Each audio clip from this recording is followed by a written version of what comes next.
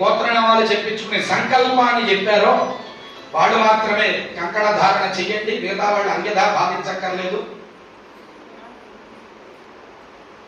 కంకణ ధారణ వాళ్ళు మాత్రమే చెయ్యండి.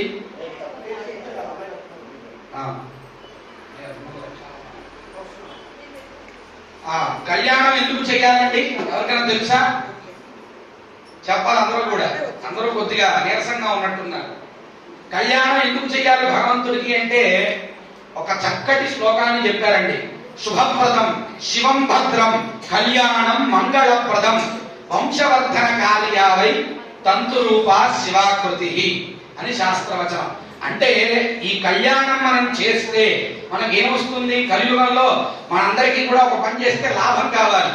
ఈ కళ్యాణం చేయటం వల్ల మనకి లాభం ఏమిటి అంటే శుభప్రదం, సమస్తమైనటువంటి శుభాలు మనకు కలుగుతాయండి. అలాగే మన ఇంట్లో సమస్తమైనటువంటి మంగళాలు మనకు కలుగుతాయి. శివం భద్రం, అలాగే శివుడి యొక్క కళ్యాణం చేయడం ద్వారా మనందరికీ భద్రత కలుగుతుంది. కళ్యాణం మంగళప్రదం, ఇటువంటి కళ్యాణం మంగళప్రదమైనటువంటిది. వంశవర్ధన కార్యావై, అది ముఖ్యంగా చెప్పారండి. ఈ రోజు